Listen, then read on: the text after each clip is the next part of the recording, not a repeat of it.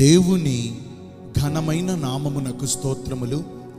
ఈ వాగ్దానమును వింటున్న మీకందరికీ మన ప్రభువును ప్రియ రక్షకుడైన యేసుక్రీస్తు నామములో శుభములు, మా హృదయపూర్వకమైన వందనములు.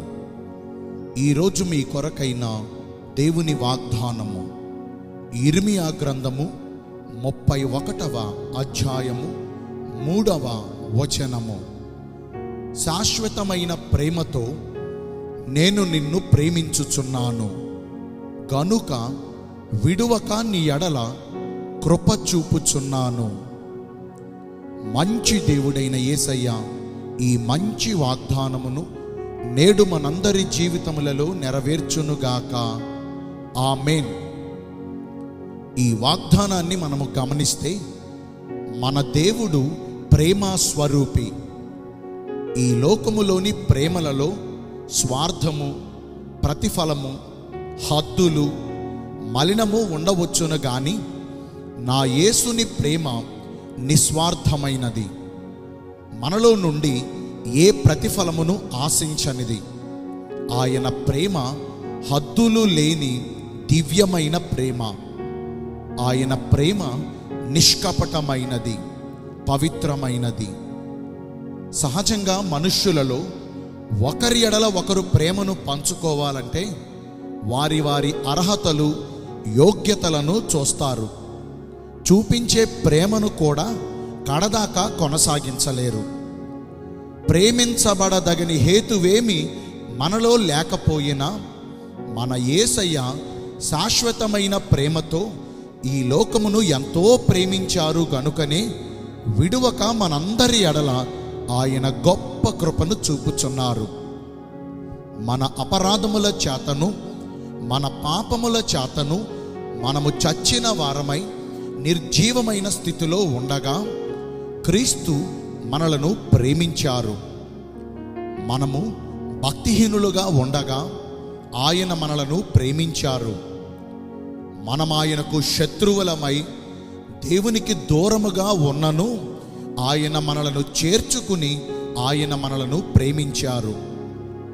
మనము అవిధేయులుగా, లోబడనొల్లని ప్రజలుగా ఉన్నను ఆయన పిల్లలుగా మనలను కనికరించి మనలను ప్రేమించారు.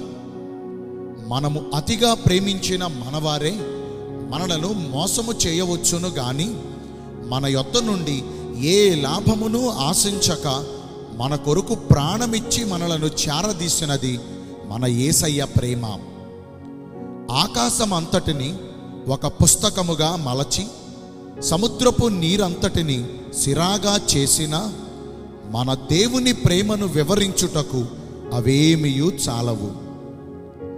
శాశ్వతమైన దేవుని ప్రేమను మనము పొందుకున్నట్లుగా వ్యర్థమైన వాటిని ప్రేమించుట మానివేసి మనమికను పాపమునకు దాసులము కాకుండుటకు పాప శరీరము నిరర్ధకమగునట్లుగా మన ప్రాచీన స్వభావమును, మన పాప స్వభావమును విసర్జించి మన అవయవములను దుర్నీతికి సాధనములుగా అప్పగించక ఆయన ప్రేమలో సదాకాలము నిలిచి ఉందాము.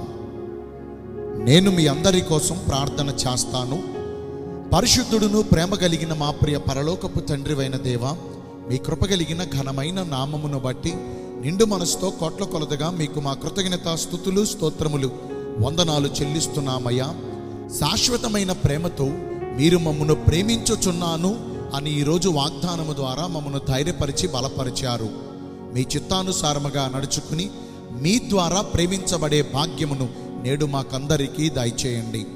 ఈ రోజున ఎందరైతే పుట్టిన రోజులను, వివాహ దినములను, ఇతరమైన శుభకార్యములను జరిగించుకుంటున్నారో వారందరికీ మెండైన దీవెనలు కుమ్మరించమని, మీ రాకడ కొరకు మమ్మను సిద్ధపరచమని యేసుక్రీస్తు ప్రశస్త నామమున ప్రార్థించి వేడుకొనుచున్నాను మా ప్రియ పరలోకపు తండ్రి. ఆమేన్. May God bless you all. Thank you.